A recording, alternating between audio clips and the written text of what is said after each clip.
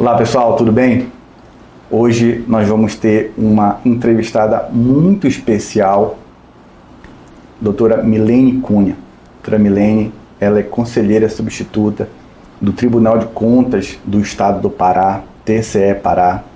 Em fevereiro deste ano, dia 21, ela assumiu a presidência da Associação Nacional dos Ministros e Conselheiros Substitutos dos Tribunais de Contas, a AUDICOM, e também ela é secretária-geral da ATRICOM, Associação Nacional dos Membros dos Tribunais de Contas do Brasil.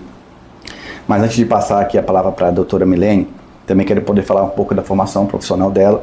Ela é graduada em Administração pela Unipam, especialista em Gestão de Pessoas e Marketing pela Unipam, especialista em Direito Público com ênfase em Gestão Pública pelo Complexo Jurídico Damásio de Jesus, mestre em Ciências Políticas pela UFPA. Docência.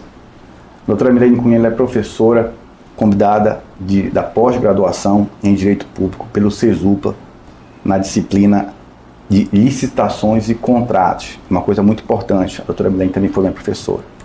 Então isso é muito importante destacar aqui. Doutora Milene, muito obrigado pela sua participação aqui conosco na revista eletrônica Cidades e Negócios. Bem, a gente fez aqui um bate-papo antes de começar essa gravação e eu entendo que é uma honra para a gente aqui da revista, tá? Ter a sua presença aqui conosco. Como eu estava lhe explicando, esse projeto é um projeto que se iniciou em 2020. É um projeto que ele tem como essência tratar sobre assuntos relacionados à administração, que é a área que a senhora domina, que vive, respira isso no seu dia a dia. E ter aqui a sua presença, a sua participação no nosso estúdio, porque a revista, ela sempre teve uma atuação a nível nacional, tá? Então a gente sempre tratou, se relacionou, entrevistou pessoas do Brasil inteiro, para a gente entender um pouco da administração pública a nível nacional.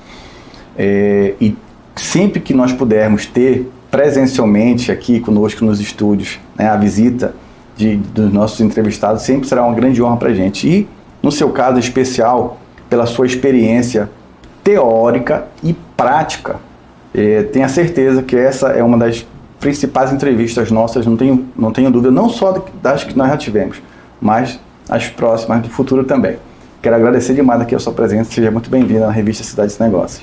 Muito obrigada, Cláudia. Acredito que as suas palavras são mais gentis do que realmente fazem jus à minha experiência, mas eu espero poder contribuir. Primeiramente, muito, assim, meus parabéns por fazer esse projeto.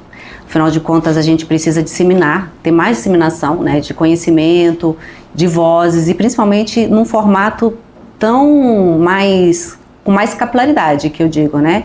Que não é algo tão, às vezes, formal e robotizado. Isso permite um alcance muito maior da população. Então, assim, se propor a capacitar os gestores, a sociedade como um todo, em relação a temas sensíveis, né, da administração pública, é sempre digno de registro e de nota. Então, eu que sou honrada, estou me sentindo honrada, na verdade, de ser convidada para participar desse projeto e espero estar à altura para poder contribuir com um pouco que sei a respeito da matéria. Ah, que isso.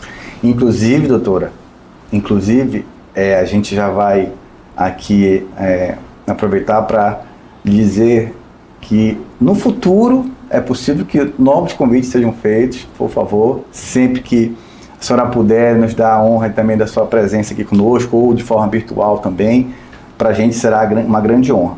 Eu não lembro se eu falei que a doutora Milene também é secretária-geral da ATRICOM. Falou sim. Falei? Falou. Ah, tudo bem. Perfeito. Bem, doutora, qual que é o nosso tema de hoje, né? O que nós queremos abordar com a senhora na data de hoje?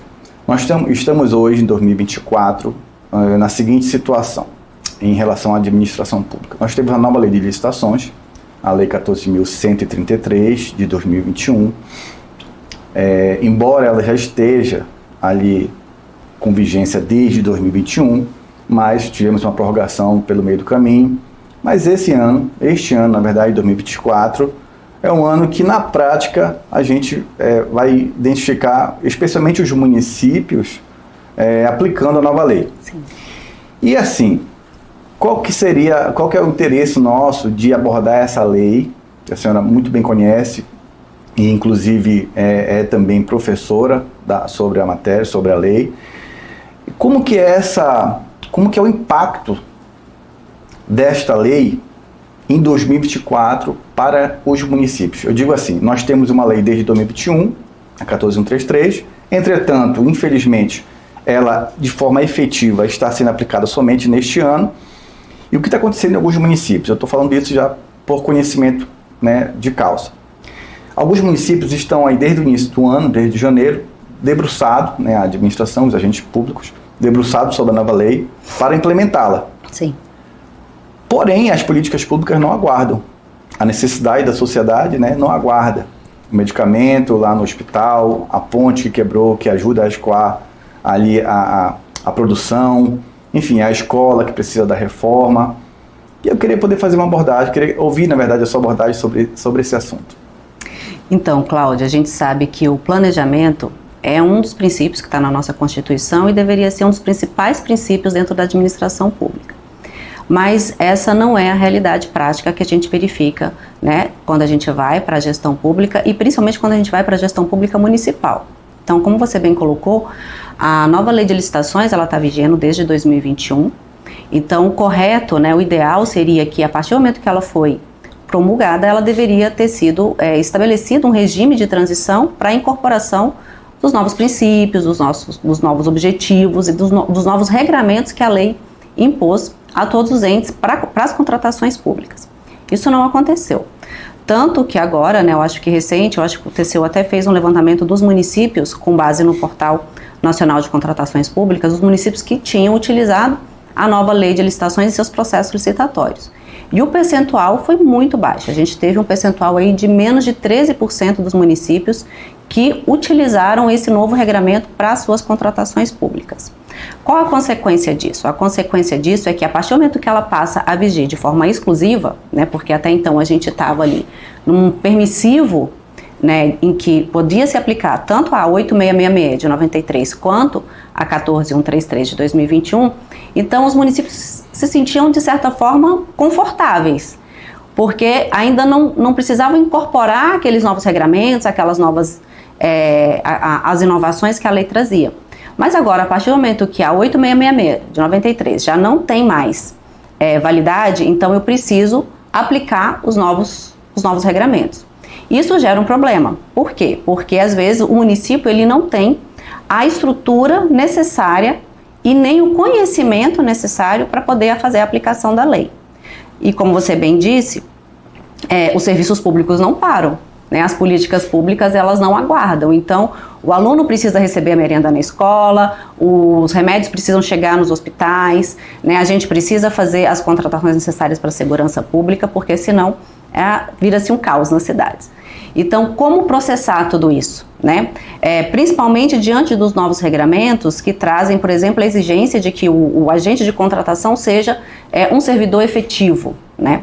E aí você tem situações em que os municípios, às vezes, principalmente os pequenos municípios, sequer têm quadro de pessoal próprio. Sim. Então, assim, nesse sentido, a lei até trouxe uma regra de transição um pouco mais alargada, permitindo que eles estabelecessem e incorporassem isso até 2027.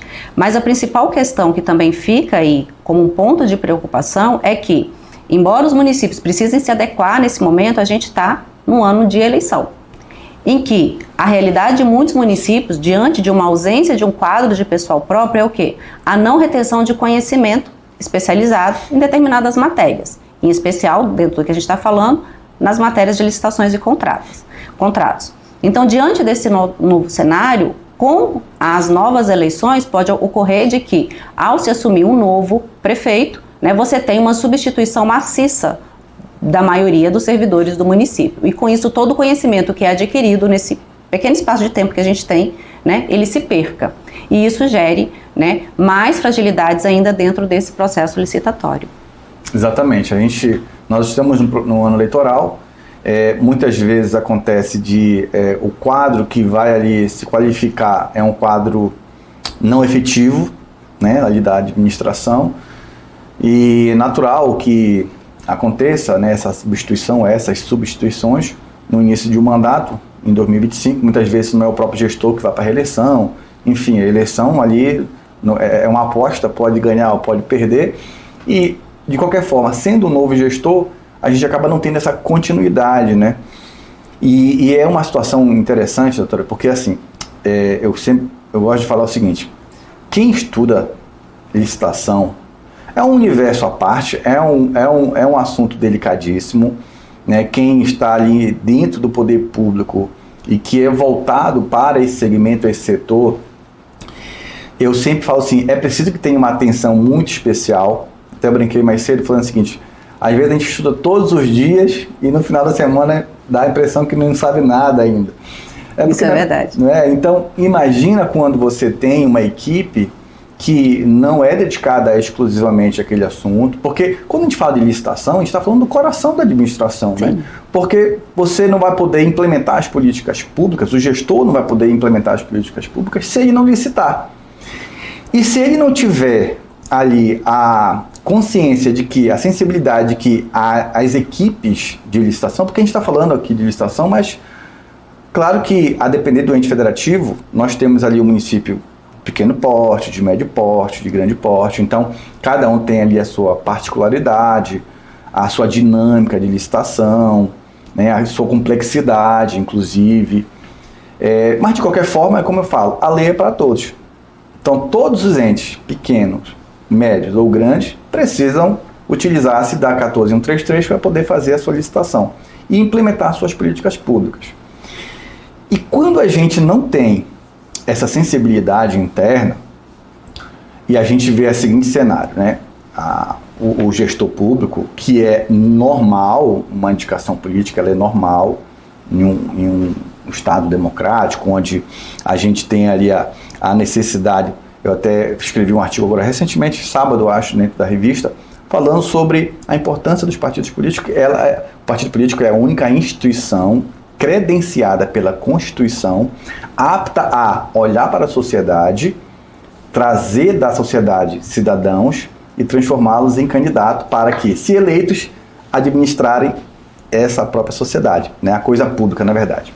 Tudo bem. Então a indicação de gestores é normal, faz parte do processo político do país. E também é normal que nem todo mundo deva... Primeiro, ninguém sabe tudo de tudo. Então ninguém que é indicado para um cargo precisa saber tudo sobre a administração pública. Sim. Mas se internalizar e entender o seguinte: ok, eu sou a imagem política da coisa, daquela pasta, mas eu preciso fazer com que a minha parte técnica seja gestada, né, gerida, na verdade. Tem um staff que lhe subsidie, meu staff, né? esteja ali de mãos dadas com conteúdos técnicos, né? E com a nova lei de licitações, a gente tem a seguinte realidade atualmente. É verdade que nós não temos ainda um arcabouço de jurisprudência, por exemplo, ainda robusto, para que a gente possa dizer ali com tranquilidade, a nova lei ela tem ali amparo, mas na verdade a nova lei ela veio ali de uma mescla, né, da lei anterior, a 8666. Pregão, RDC. Pregão, RDC, doutrina. Jurisprudência dos tribunais de contas, especialmente ali o Tribunal de Contas da União. Então, ela é uma lei que veio também, muito embora seja nova, ia ter ela mais densa. Consolidar todos esses entendimentos, né? Pronto, exatamente.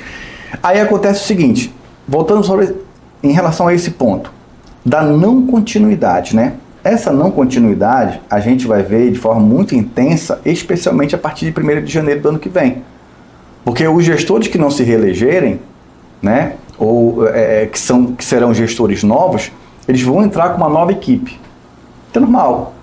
Agora, ao entrar com uma nova equipe e não ter essa continuidade na questão técnica, eu lhe pergunto assim, como que isso pode ser, como que essa realidade pode ser de repente supervisionada pelos tribunais de contas? Então, foi até bom essa sua pergunta, bem pertinente, porque agora eu faço parte também da rede de controle da gestão pública aqui do estado do Pará. E dentre um dos projetos da rede de controle, né, a gente tem coordenado justamente esse que diz respeito ao levantamento de como os municípios paraenses têm aplicado a Lei 14.133. Inclusive, nós terminamos de fazer esse levantamento. Inicialmente, a gente teve como subsídio uma pesquisa realizada pela Atricom, né, que é a Associação Nacional dos Tribunais de Contas do Brasil, ainda em 2023, que aplicou isso nos mais de 5 mil municípios brasileiros, e a gente conseguiu um recorte para o estado do Pará. Então a gente tinha um percentual, salvo engano, dessa pesquisa inicialmente feita pela Tricon, de 40% municípios respondentes. Em ato contínuo, a gente propôs esse projeto dentro da rede de controle, que foi acatado, né, foi aprovado pelos demais órgãos que compõem a rede, e a gente teve uma parceria também com o Ministério Público do Estado, para que se pudesse oficiar os municípios não respondentes, e aí a gente conseguiu alargar o número de municípios que responderam. Então hoje, dos 144 municípios que a gente tem no estado do Pará, eu acho que apenas 23 municípios ainda não responderam este questionamento. Então esse levantamento vai nos dar um retrato, né, em relação a como os municípios paraenses têm se comportado em relação à Lei 14.133. Éramos para nós fazer a apresentação, né, agora na quarta-feira, só que a reunião foi adiada. Essa apresentação desse levantamento vai ser feita agora no dia 17 de abril. E aí, qual é o objetivo? O objetivo é que a partir do momento que a gente tem esse retrato, né, esse diagnóstico de como os municípios paraenses têm se comportado, os órgãos de controle possam atuar. Principalmente o Tribunal de Contas dos municípios e o Tribunal de Contas do Estado do Pará também, naquilo que lhe cabe, emitindo ali recomendações, alertas para que os municípios possam se adaptar. Dentro desse cenário, a gente também tem, dentro do Estado do Pará, uma emenda à Constituição do Estado que também foi proposta pela rede de controle da gestão pública paraense, salvo engano, em 2016, que criou-se a regra de transição dos mandatos. Então, essa emenda constitucional e depois, posteriormente, regulamentada tanto pelo Tribunal de Contas do Estado quanto pelo Tribunal de Contas dos municípios, né, naquilo que lhe compete, faz com que os municípios, mesmo depois que não se tem uma reeleição, eles precisam constituir comissões de transição para passarem tudo o que tinha na gestão anterior à nova gestão que vai assumir a partir de janeiro do ano seguinte. Então, assim, o que a gente pode fazer enquanto órgão de controle é justamente acompanhar esse processo, né, e, de certa maneira, exigir que ele se concretize, né? A partir do momento que a gente vai verificar se a documentação foi passada. E, é claro, tem um outro aspecto que é, dentro daquilo que tem uma margem de discricionariedade do gestor, uma margem de conveniência do gestor em relação às indicações e nomeações que são feitas com base ali na sua equipe de trabalho, que ele tenha essa consciência e sensibilidade de avaliar que precisa recair essas indicações, principalmente naquilo que diz respeito às contratações públicas, sobre pessoas que tenham expertise técnica, né, e conhecimento necessário para desempenhar. Por quê? Porque isso vai dar mais segurança para que ele possa, né, assumir ali as responsabilidades e homologar o certame licitatório, né, e ao mesmo tempo que também vai lhe dar mais segurança, ele vai ficar menos vulnerável para receber qualquer tipo de sanção, responsabilização por parte dos tribunais de contas. Então eu costumo dizer que o gestor que é sábio, ainda que não seja a expertise dele, ele vai se cercar de pessoas que possam lhe assessorar de forma a contento, né? Porque caso contrário seria o mesmo que se colocar na linha de fogo de uma responsabilização, já que ele será o principal responsável. Então eu acho que esse é o principal alerta que a gente precisa colocar e o principal caminho para essa sensibilização. E a nova lei, inclusive, ela disciplina a tal da gestão por competências, né? Por exemplo, é muito interessante com a nova lei, eu entendo que a nova lei acabou deixando isso muito mais, vamos dizer, visível para o gestor entender o seguinte, olha, eu costumo falar muito isso, ninguém obrigou ninguém a ser um gestor, certo? Então, ninguém obrigou ninguém a ser prefeito, ninguém obrigou ninguém a ser um vereador, um secretário. Então, a pessoa optou, aceitou um convite, tudo. Ok. E a responsabilidade, ela é muito grande. Qualquer direção, qualquer atuação como gestor público, né? Ressalto essa palavra público, ela tem uma dimensão enorme, porque não atinge somente a esfera da pessoa de forma privada, como se ela estivesse fazendo gestão da sua própria empresa. Não, ela está fazendo a gestão de algo público, então isso é muito relevante. Então é preciso que tenha essa sensibilidade, e eu quero até fazer um link disso com os tribunais de contas, que inclusive eu pulei aqui a nossa primeira pauta, que eu ia lhe perguntar sobre a atuação da doutora na Audicom. Sim. Mas eu vou aproveitar para fazer essa pergunta agora, e já também fazer a seguinte reflexão. Os tribunais de contas, na minha visão, ao longo do tempo, veio mudando um pouco também a sua postura de, eu acho que sair daquele órgão fiscalizador, né, puramente fiscalizador, que analisa aquilo que já foi feito e, se for necessário, aplica-se a sanção, também para um órgão que colabora com a gestão pública de forma até mesmo a segurar nas mãos para poder caminhar junto, né, e orientar preventivamente essa gestão ou essa administração. É mais ou menos isso? Justamente, isso que você falou é bem importante. Então, assim, os tribunais de contas, eles têm se repaginado, eu costumo dizer, para... Não que a gente tenha deixado, obviamente, as competências de repressão quando elas se fazem necessárias, mas a gente tem buscado atuar mais nessa função mais pedagógica, mais orientativa, né, como você bem colocou, de colaboração com a gestão pública, porque eu penso que o controle ele não pode ser apenas um mero carimbador, né? E a gente não pode se ater também apenas ao aspecto meramente quantitativo do processo de prestação de contas, né? Teve uma frase que tu disse bem no início, né? Assim, da questão enquanto a gente estava conversando aqui, da questão da necessidade da gente sempre ter uma visão técnica política. E isso vai muito ao encontro do meu entendimento de que não só na gestão pública, mas também nos órgãos de controle, que a gente tenha também esse perfil técnico-político. O que significa isso? Técnico-político no sentido de entender o processo político decisório.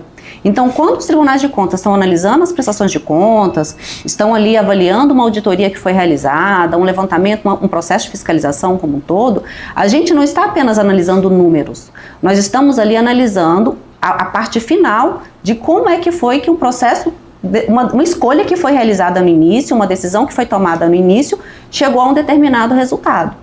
Então, a gente precisa entender esse processo político decisório. Por isso que na minha formação, se você for ver, eu tenho uma formação um pouco eclética, porque quando eu fui fazer o meu mestrado, eu quis fazer um mestrado em ciência política justamente porque eu queria entender esse processo político decisório. Então, os tribunais de contas, né, a gente precisa ter um conhecimento mais amplo da gestão pública, né? Por isso que se exige formação não só em direito, mas também em administração, em economia, em contabilidade, para que você tenha uma visão do todo. Então, quando a gente analisa a prestação de contas, a gente precisa analisar o quê? O resultado. E esse resultado ele não pode ser apenas do ponto de vista quantitativo, né, de uma checagem do que foi aplicado e do que foi gasto, né, mas sim do que foi da qualidade do serviço que foi ofertado. Então, os tribunais de contas eles têm trabalhado cada vez mais para que a atuação dele garanta esse impacto na sociedade, porque é isso que todo mundo quer. É o que a gente precisa, o quê? Que a educação realmente ensine, né? Que a educação realmente forme capital intelectual dentro do nosso país, né? Que as pessoas realmente tenham um poder de discernimento, que elas possam fazer juízo de valor, que isso contribua para o desenvolvimento, que isso contribua para a inovação, que isso contribua para o empreendedorismo dentro do nosso país, né? A gente quer que a saúde, de fato, né, esteja apresentando soluções para a melhor qualidade de vida das pessoas, para o melhor bem-estar dentro da sociedade, que a segurança dê às pessoas a liberdade de saírem de suas casas, de transitarem livremente dentro da cidade, sem receio, né, de qualquer tipo de violência ou de agressão. É isso que a gente quer dentro das políticas públicas. E é nesse sentido que os tribunais de contas têm buscado também direcionar os seus olhares, né? Então a gente percebe que quando a gente está diante de uma ineficiência da gestão pública, vários dados e pesquisas revelam que boa parte dessa ineficiência não vem necessariamente decorrente de um ato fraudulento ou de um ato de corrupção ou por uma questão que envolva um dolo, né, uma maldade, uma intencionalidade em causar um prejuízo. Boa parte disso vem por uma ineficiência decorrente do quê? De uma falta de preparo técnico, de uma falta de conhecimento especializado em relação uma determinada matéria. Então, assim, a gente precisa atuar muito maciçamente na profissionalização da gestão pública, da administração pública.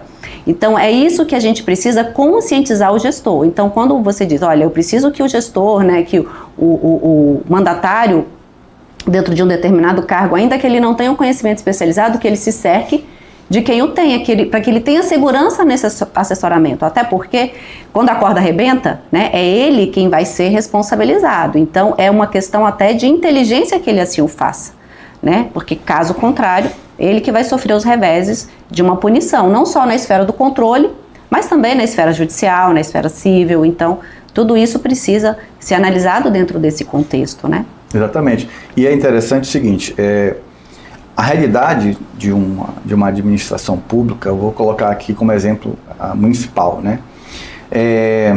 O gestor precisa realmente que ele entenda isso, e especialmente todos os dias dentro de uma máquina administrativa. É óbvio que o secretário, por ser ali a cara política de uma pasta, ele obviamente vai a participar de reuniões, vai atender a sociedade, a comunidade, ele é a cara do órgão. Obviamente, ele precisa estar bem amparado tecnicamente para que ele possa desenvolver as políticas públicas relacionadas à sua pasta, né, de forma efetiva, de forma eficiente, a contento, de acordo com uma sociedade espera. Mas ele também precisa entender que é o seguinte, que a análise daqueles atos administrativos, daquela licitação, a análise será feita muitos anos depois, geralmente, né? Então, se ele tem o cuidado de ter ao seu lado não só pessoas que ele confia, mas pessoas que ele possa também ajudar a capacitar, porque a capacitação, ela é permanente. Sim. Eu entendo que não existe esse profissional, um excelente profissional na área X. Ok, aí essa pessoa vai ser incorporada na equipe. Ótimo, já é um grande passo. Agora, o conhecimento, ele é permanente, ele evolui, né? Então a gente tem a dinâmica. Uma coisa é eu conhecer a nova lei de licitações. A outra coisa é eu identificar as necessidades da sociedade. E como é que eu vou transportar isso para dentro de um processo licitatório? Como é que eu vou fazer o planejamento dessa necessidade, né, para que eu possa, aqui enquanto agente público, transportar isso para uma solução adequada, encapsular e fazer ali o processo licitatório, né? Então, isso exige conhecimento de áreas distintas, inclusive, né? Não é somente da lei em si. E realmente, doutora, nós temos realidades distintas, né? Nós temos, e eu fiz aqui a observação em relação ao estado do Pará especificamente. Nós temos uma realidade diferente de muitos outros estados. É um estado gigante, é um estado de dimensões continentais, é um estado que tem realmente realidades administrativas muito distintas umas das outras, que muitas vezes a questão da qualidade dos quadros, né, efetivos, ela é uma qualidade, a dificuldade, inclusive, de poder ter uma qualificação melhor é realmente concreta, essa dificuldade é concreta. E como que isso é visto pelos órgãos fiscalizadores, especialmente os tribunais de contas, né? Porque a senhora falou agora há pouco que vocês tentam visualizar essa situação, mas o que acontece? Nem sempre essa realidade ela consegue mudar. Então, como que poderíamos, de repente, fazer com que essa realidade mudasse efetivamente? Porque atuar de forma a sancionar é necessário. Isso não pode abrir mão. Mas, ao identificar uma realidade, uma dificuldade crônica, como agir? Eu estou tentando fazer uma reflexão aqui. Não, e essa sua reflexão ela é bem pertinente. Como você bem colocou, a nova lei de licitações, ela traz um novo regramento. E eu acho que dentro desse novo regramento, uma das visões da nova lei de licitações é que ela logo diz assim, logo no início, né, que na busca pela melhor proposta, nós vamos buscar o melhor preço. Veja que não é o menor preço, é o melhor preço, inclusive considerando o ciclo de vida do produto. Né, isso que está colocado lá na nova lei de licitações. Isso por si só, isso analisando apenas esse aspecto, sem analisar os demais princípios e regramentos que regem a norma, já exige não só da administração pública, mas também de nós, enquanto atuantes no controle externo, propriamente dito, no meu caso, um novo olhar, certo?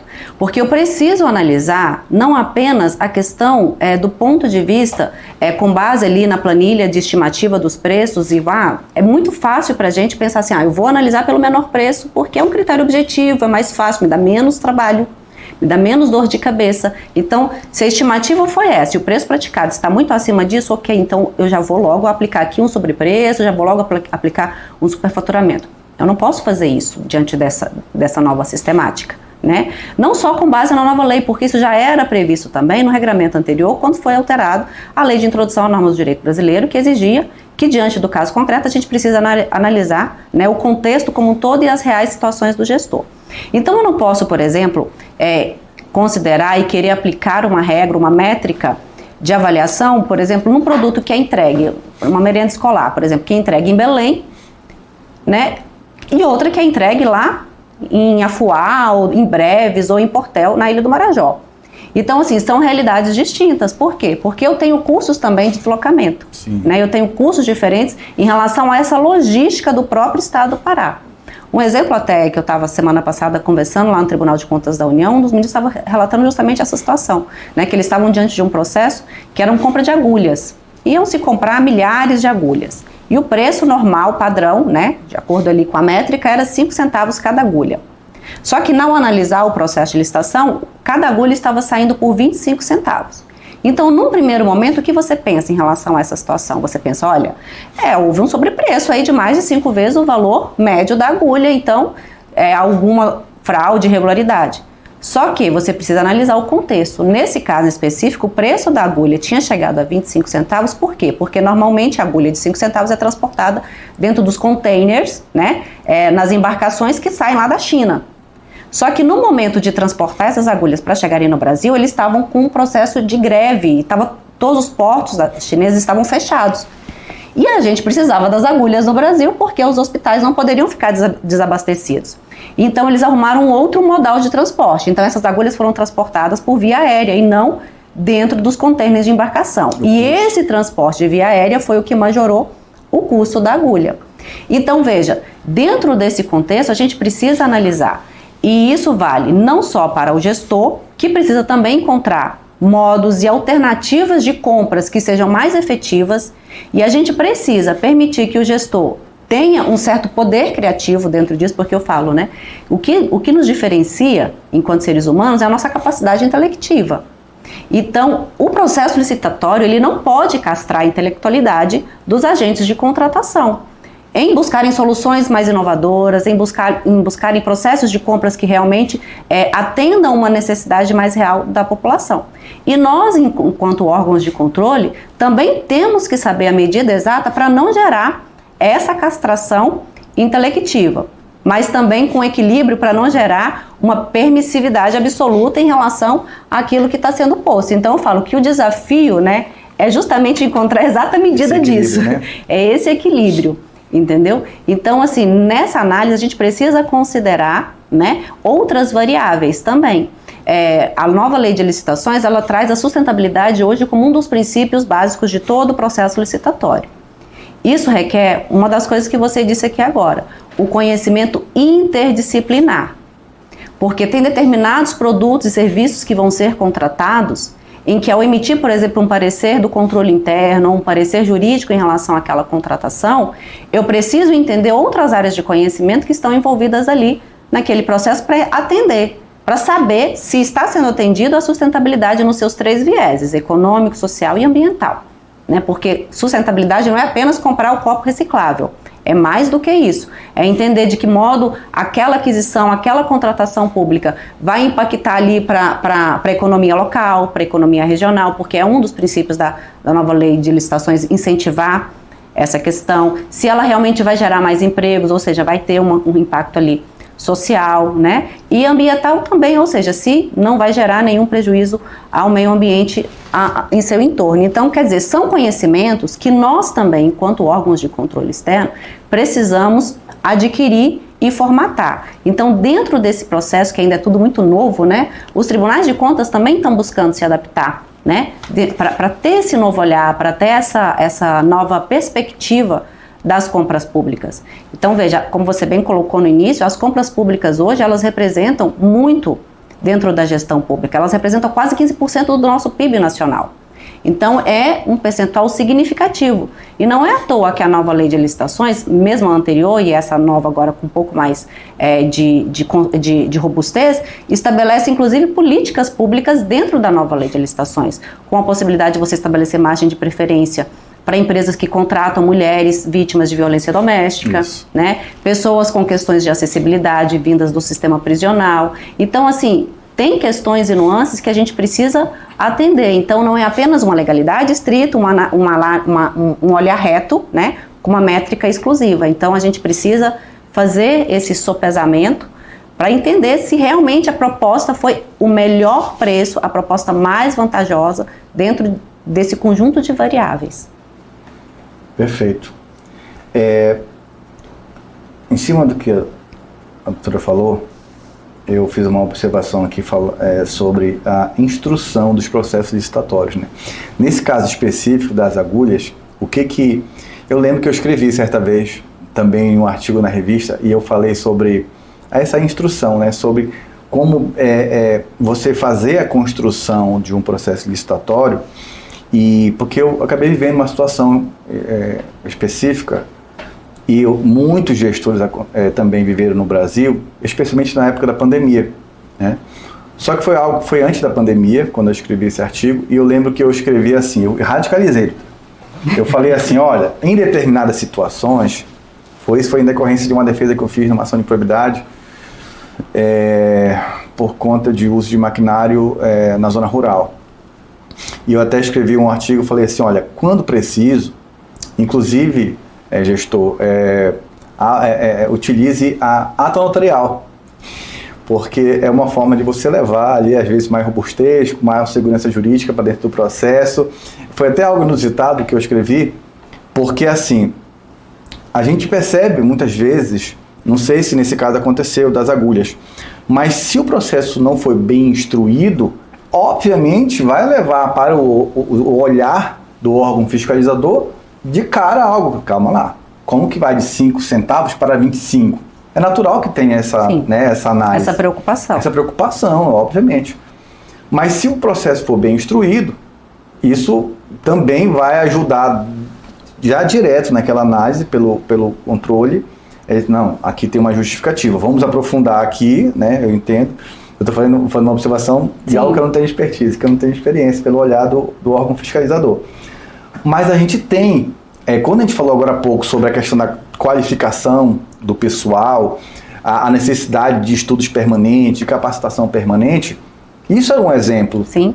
Porque muitas vezes a pessoa tem a prática, foi o que nós falamos mais cedo, antes de iniciarmos aqui esse bate-papo oficialmente, gravando, que a gente falou assim, tem pessoas, tem agentes privados que têm a prática, especialmente da antiga lei, mas não tem ali a sensibilidade de que a parte técnica ela não está ali implementada, ela não está ali ativa, ela não está com amparo. Ele apenas repete o padrão de contratação. O padrão entende que sem deu certo. Sem aprimorar esse processo. Sem aprimorar, sem ter um olhar clínico, um olhar técnico, e vai seguindo.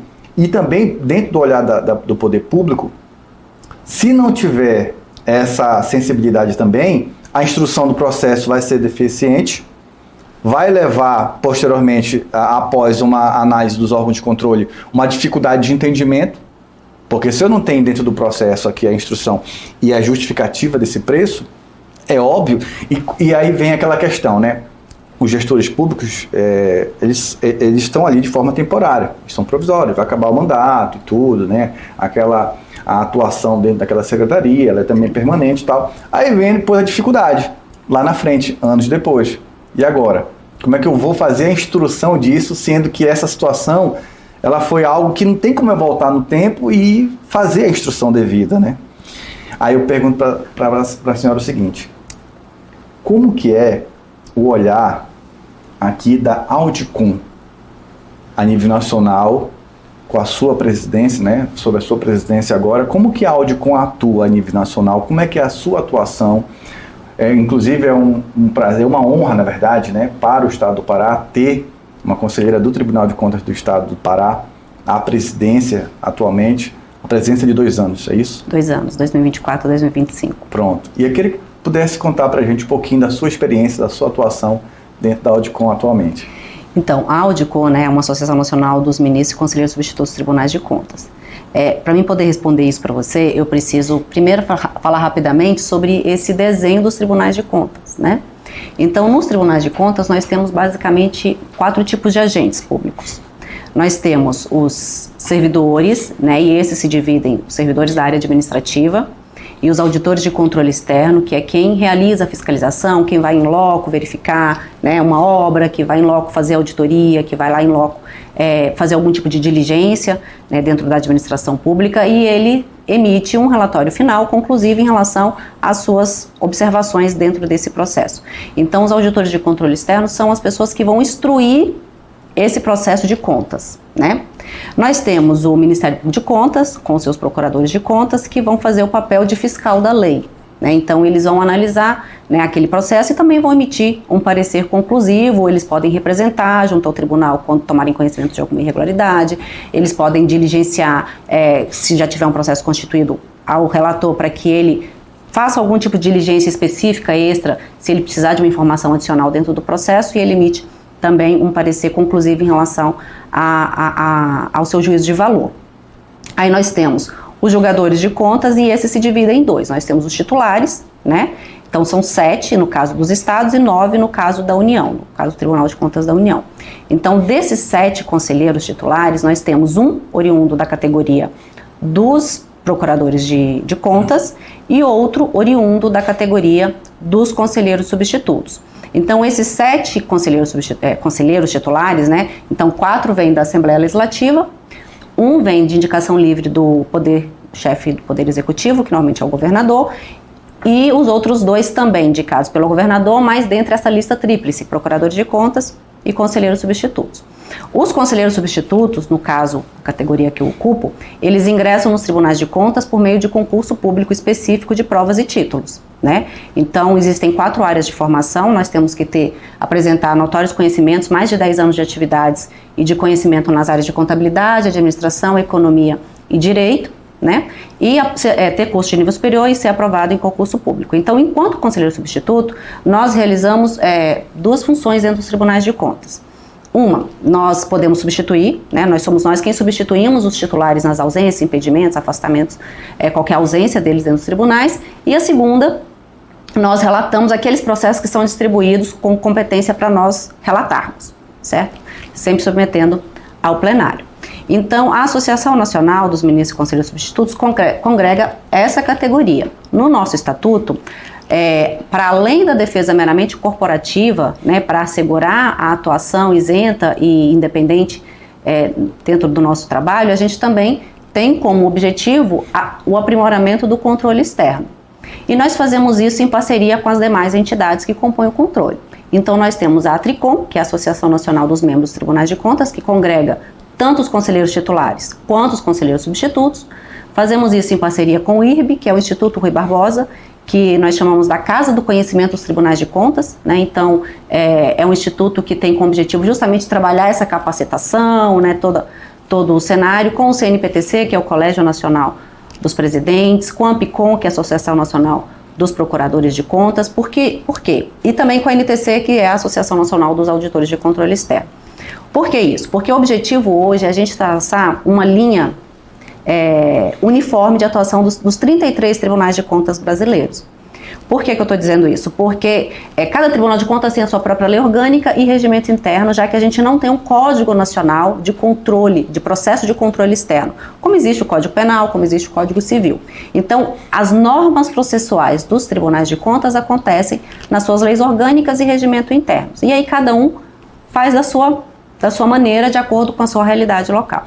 Então, hoje, essas associações, elas têm se unido para que a gente trace um esqueleto de atuação para buscar uma atuação mais sistematizada, mais uniforme, entendeu? Para que a gente tenha um maior também aprimoramento e profissionalização de atuação dentro dos tribunais de contas. Porque acaba gerando, até para o jurisdicionado, para o próprio advogado que atua no âmbito do controle, uma dificuldade de se entender as normas processuais, né? Então, vamos supor, o TCM tem a sua própria regra, o TCE tem a sua própria regra, mas está tudo dentro do estado do Pará. E aí o advogado fala, mas ali o recurso é um, aqui o recurso é outro, né? Ali o prazo é um, aqui o prazo é outro. Então, a gente tem buscado essa atuação para que os tribunais de contas também atuem de uma forma mais uniforme, com esse olhar que eu lhe disse, que é essa análise mais qualitativa do gasto público, com a visão mais pedagógica, mais orientativa, entendeu? Então, é nesse sentido, né? e reduzindo as assimetrias que existem nesses 33 tribunais de contas, para que a gente possa atuar cada vez mais como um corpo, né, mais uniforme e sistematizado. Perfeito. Eu queria fazer aqui, voltar numa pauta que a senhora falou mais cedo, que foi a Lei 13.655, que foi a lei que alterou a LINDB, né, que ela foi denominada aqui como dispõe sobre segurança jurídica e eficiência na criação e na aplicação do direito público, né? Porque assim, a LINDB foi alterada pela 13.655, né, em 2018, e são 10 dispositivos que foram inseridos, eles foram voltados especificamente para o direito público, certo? Eu queria lhe perguntar sobre essa lei. Para mim, esse ano, 2018, foi um ano muito importante para mim, porque foi um ano que eu participei de um congresso de direito administrativo, 3 dias de congresso, e ele acabou sendo um divisor de águas para mim. Esse congresso fez com que eu, quando voltei dele, eu pedisse para sair de um cargo público que eu estava exercendo como procurador-geral, porque eu queria me dedicar nos estudos. Sim. Queria seguir carreira acadêmica, continuar advogando, mas queria seguir carreira acadêmica. E essa lei, ela foi bastante debatida nesse congresso. Ali foi em setembro, eu acho que o congresso, sim. A lei é de abril, então ela estava em pauta ali, e uma grande expectativa de como que ela seria recepcionada pelos órgãos de controle, tribunais de contas, pelo judiciário. E eu queria te pedir aí a sua reflexão sobre essa lei, como que você, o que a senhora entende dela, como que ela foi recepcionada pelos tribunais. Queria a sua visão, por favor. Então, num primeiro momento, quando ela ainda estava tramitando, houve-se algumas resistências, algumas preocupações por parte dos órgãos de controle quando ela fosse publicada. Ela nasceu dentro de um contexto, né, que se discutia o rigor do controle, né? Tem uma expressão que se usava muito, ainda se usa, né, o apagão das canetas, né? O direito administrativo do medo, que era uma visão de se ter de que o controle administrativo, o controle da administração pública cerceava, né, o gestor público, no sentido de não permitir com que ele tivesse uma maior liberdade de atuação, né, que ele vivesse sempre com receio e medo do controle. Então, a lei nasceu dentro dessa perspectiva, né, para exigir que a responsabilização somente ocorreria em caso de dolo, ou seja, dentro de uma intencionalidade, e criou, né, na verdade, incorporou o conceito do erro grosseiro. Então, hoje, os tribunais de contas, eles podem punir, né, no caso sancionar, se ficar configurado essas duas hipóteses. Né? Ou seja, se tiver tido uma fraude, algum tipo de irregularidade intencional, e caso se comprove ali um erro grosseiro. O que seria esse erro grosseiro? Né? Que é uma grande discussão, inclusive em relação ao conceito que o próprio Tribunal de Contas da União dá em relação a esse erro grosseiro. É aquele erro que poderia ser facilmente percebido, mas o gestor não se atentou para ele, que é o erro que está acima do homem médio, né, que se considera. Então, assim, no primeiro momento houve uma resistência maior por parte dos órgãos de controle em relação como é que essa lei seria aplicada. Houve até inclusive um movimento no sentido de que a lei estaria trazendo uma maior impunidade ao gestor público, né? E a outro segmento da sociedade que defendia no sentido de obrigar os órgãos de controle a ter esse olhar mais específico para o caso concreto, para olhar para as realidades da gestão, né? E tentar atuar de forma colaborativa. De lá para cá, eu verifico que os tribunais de contas têm avançado nessa seara, né, de buscar essa atuação mais colaborativa. Então, eu acho que a gente tem se ressignificado nesse sentido, né, mas sempre deixando eu sempre faço questão de deixar claro que o fato da gente se colocar numa posição de buscar orientar a administração pública, né, de ser colaborativa com a administração pública, não pode nunca, jamais ser confundido com uma subserviência, com uma servidão à administração pública. Na verdade, tem que ser uma colaboração e, claro, que dentro daqueles casos não pode se deixar também de reprimir quando assim se verificar, porque às vezes determinadas punições, elas também são pedagógicas. Pedagógicas, com entendeu? certeza. Então, assim, às vezes é justamente o medo de se receber uma sanção que faz com que o gestor tenha um pouco mais de cautela e cuidado no seu caminhar. Mas é aquilo, né? Aquele equilíbrio que a gente acabou de falar agora há pouco, de você nem tão ao céu, nem tão à terra, né? Então, assim, você também não pode cercear o poder de inovação do gestor em apresentar soluções novas, mas ao mesmo tempo você também não pode gerar uma impunidade irracional no sentido de não se fazer nada. Então, é essa construção que a gente tem buscado cada vez mais trabalhar e construir dentro dos tribunais de contas. Interessante. E você tem condições, doutora, de ter uma visão ampla, uma visão nacional.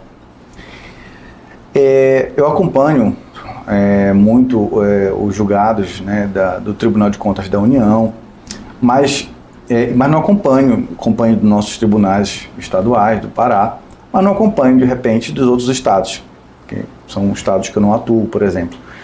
Mas eu lhe pergunto, você consegue ter ali uma dimensão também de como os tribunais, porque os tribunais têm a sua independência, certo? Sim.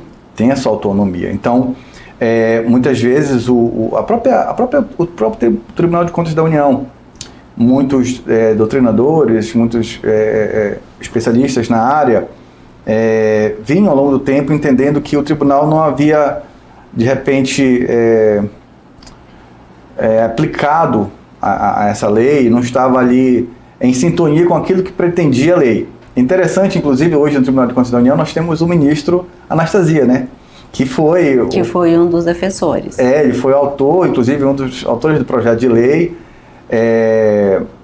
em relação à 13655, em relação à lei, a nova lei de licitações, né? Ele era um senador bastante atuante, porque ele é professor de Direito Administrativo, inclusive, né, na Universidade Federal de Minas Gerais. Sim. E aí hoje ele está dentro do Tribunal de Contas da União. Quando ele foi, eu fiquei feliz pela indicação dele, sabia que o Senado ia perder, né, não tendo um senador bastante atuante, técnico, inclusive conhecedor, ele é ex-governador também. Sim, ele tem uma expertise assim, da administração pública, uma visão técnica política muito abrangente, muito interessante, é um ministro excelente. Exatamente, mas eu também sabia que o Tribunal de Contas da União ganharia muito com a sua presença lá dentro, e é interessante vê-lo agora atuando, e inclusive tendo que lidar com a 13655. Porque de fato é uma situação complexa assim, para a gente que atua no controle, que tem muito a ver com aquilo que você colocou. Quando a gente pega um processo para analisar, a gente analisa as informações que constam no processo, e às vezes o processo não está instruído, às vezes você tem situações mas que aquilo não está colocado ali no processo. Então, assim, transferir para o controlador, entender as reais situações do gestor, sem que isso esteja no processo também, é um pouco temerário. Que é a instrução, né? Porque assim, a gente que está ali como se diz, na ponta final, né, analisando aquele processo, às vezes a gente não detém de todas as informações. E aí é preciso que também haja uma capacitação por parte do gestor para que as dificuldades que ele teve, para que aquilo que ele imaginou quando ele estava ali construindo um processo de contratação ou quando ele estava realizando determinado ato, ele informe no processo. Então, às vezes, isso não está informado. Né? A gente deu aqui o exemplo da questão das agulhas, isso estava colocado lá, né? O gestor colocou por que saiu, porque o modal de transporte foi diferente. Perfeito. Mas nem sempre as informações constam do processo. E aí isso faz com que essa assimetria de informação, essa ausência de informação, faça com que o controlador vá pela sua linha de corte. Então, assim, quando veio, né, a edição da lei, a gente ficou preocupado em relação a esse sentido. Inclusive até as cautelares que os tribunais, antes de dar cautelar, o relator precisa analisar os efeitos práticos da decisão e as consequências práticas daquela decisão, apresentando inclusive alternativas. Só que o controlador, né, então assim, se eu estou diante de uma representação de uma licitação, eu às vezes não tenho condições de dar alternativas ali, porque você não está na vivência do dia a dia da administração pública. Então, assim, esses aspectos da lei, eles deixaram um ponto obscuro de funcionamento, né? Porque para isso obrigaria a gente ter um conhecimento que não nos cabe, né? E que a gente não detém. Sim. Então, é esse entrosamento que a gente precisa melhorar ainda, sabe? A lei, ela, por quem a defendia, foi festejada, obviamente, mas ela precisa de ajustes. Né? Precisa. Alguns foram vetados. Aquilo que era mais sensível dentro da lei, houve veto da presidência, né? No caso, os órgãos de controle atuaram bastante nessa época. Então, assim, hoje o que ficou, a gente tem administrado, né? Também não vejo, assim, em alguns aspectos vejo algumas evoluções, né? Em outros é aquilo, eu acho que falta ainda esse amadurecimento e essa vivência maior dentro dela, né? E aí a gente vai caminhando.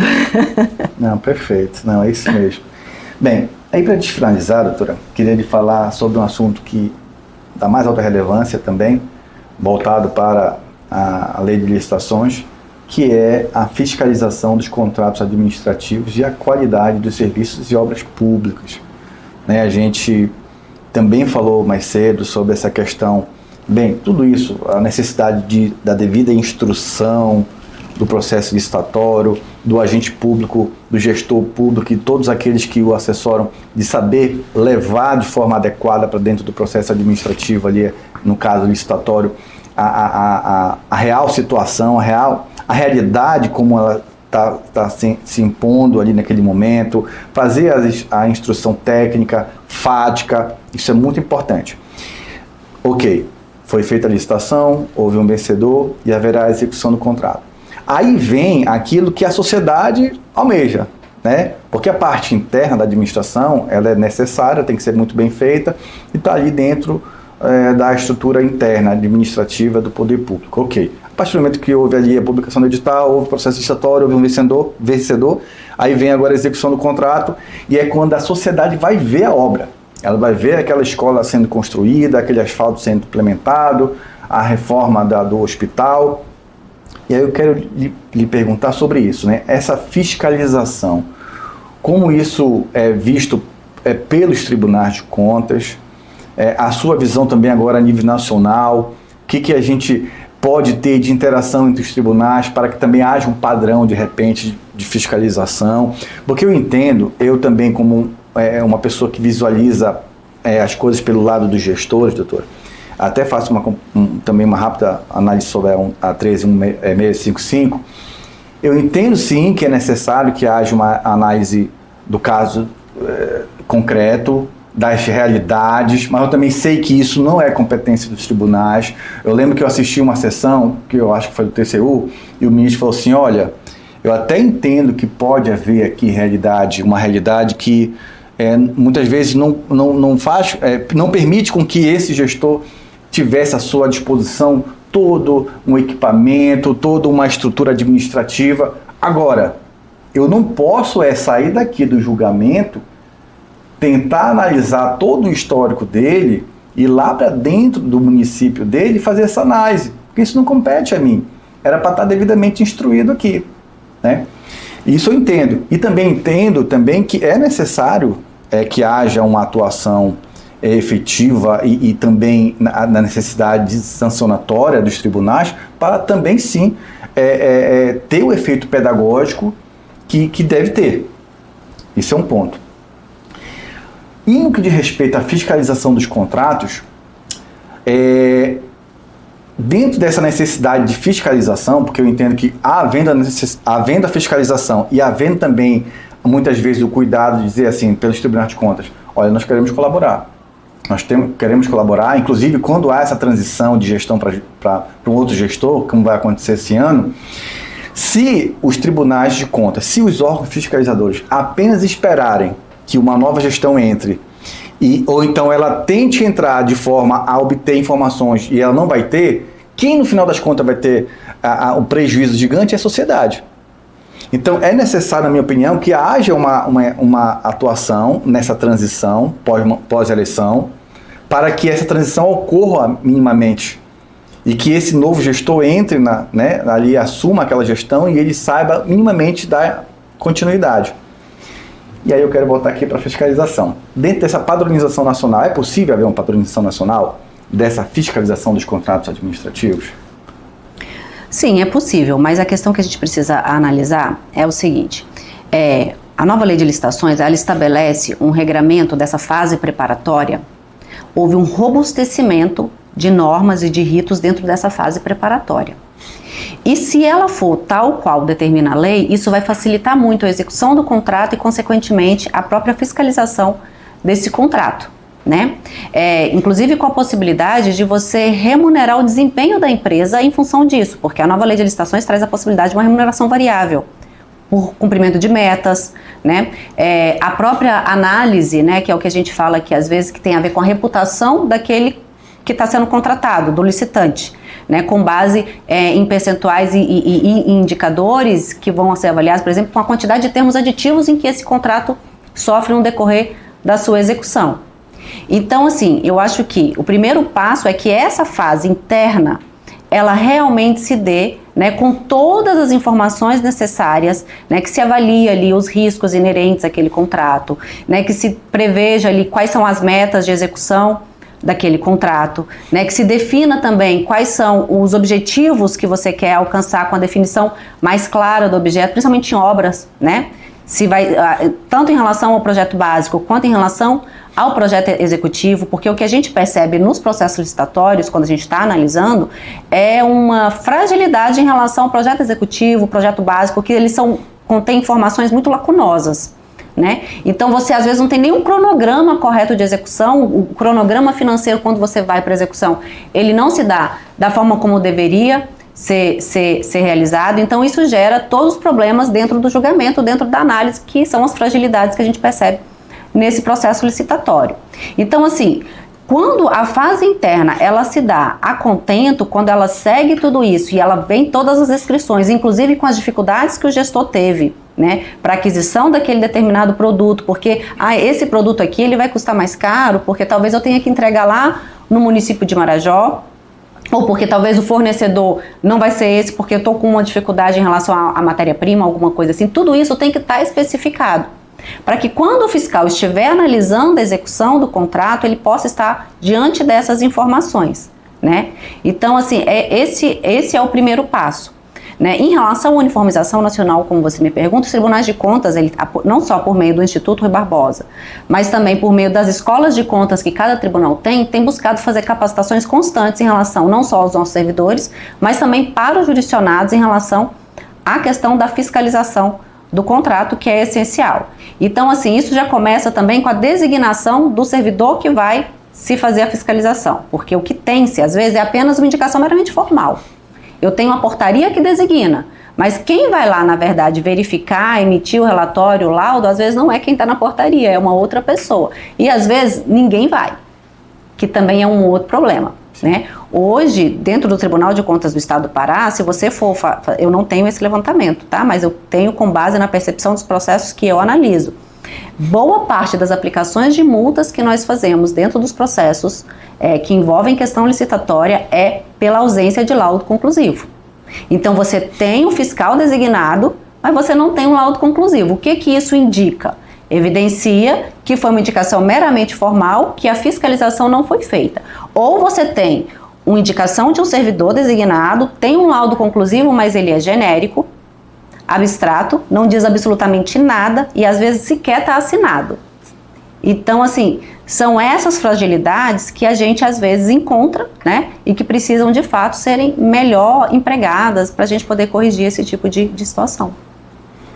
Perfeito, doutora. Bem, nós já estamos chegando aqui ao final da nossa conversa. Tínhamos ainda um universo inteiro para começar. Eu falei muito, doutor Cláudio? Não, falou pouco. Não, tinha muita coisa para falar, mas o tempo já está escasso. Mas, parcerias público-privadas, novo marco do saneamento básico, foram assuntos que nós tratamos antes de iniciarmos aqui oficialmente esse nosso bate-papo. São assuntos de alta relevância que eu entendo que serão, sempre já são, né, muito debatidas dentro da revista. Faremos isso, continuaremos atuando. Também temos interesse de ouvir a sua opinião sobre esses assuntos. Estavam falando mais cedo sobre a COP, né? Se a senhora de repente quiser falar um pouco sobre esse assunto também, fique à vontade. Mas queria poder passar a palavra para a senhora senhora fazer as suas considerações finais. A gente já está chegando aqui no final do nosso bate-papo. E de antemão, agradecer muito, muito novamente a sua presença aqui conosco. Imagina, eu que agradeço. Eu acho que esse assunto, né, sobre a questão de contratações públicas é um assunto vastíssimo. Nós também ainda estamos nesse processo de descoberta, não só de descoberta, mas também de aprimoramento da nossa atuação enquanto órgãos de controle, né, e também para induzir melhorias na gestão pública. Então, assim, eu que agradeço o convite, Como acho que 1 hora é muito pouco para a gente falar, né? A lei ela trouxe inúmeras inovações, mas também trouxe inúmeros desafios para a gente que atua na gestão, para quem atua na gestão e também para a gente que atua no controle. Então, o que eu posso dizer é que eu estou sempre à disposição. É um assunto que me inspira, é um assunto que eu tenho prazer de trabalhar, né? O material de trabalho diário, e como cidadã eu também tenho um sonho de que a nossa gestão pública, que é a administração pública brasileira, realmente se destaque para que a gente possa garantir o que todos nós queremos, que é maior qualidade de vida, melhoria no bem-estar social, né? A diminuição da desigualdade em todas as suas esferas. Então, conte comigo sempre, e sempre que me convidar pode ter certeza que eu vou fazer questão de vir. Muito obrigado. Gente, mais uma vez com vocês, doutora Milene Cunha. Quero agradecer a participação de todos vocês aqui nos comentários do nosso conteúdo. Quero pedir para vocês seguirem nossas redes sociais, compartilhem também esse conteúdo, acessem nosso site também, cidadesenegócios.com.br. Tenha certeza que essa entrevista ela terá muitos frutos, porque esse assunto é um assunto que faz parte da essência da própria existência da revista Cidades e Negócios, e a gente vai tratar muitas outras vezes sobre esse assunto tão importante que impacta toda a sociedade e, obviamente, também fará parte da nossa pauta permanente aqui na revista Cidades e Negócios. É isso, abraço, tchau.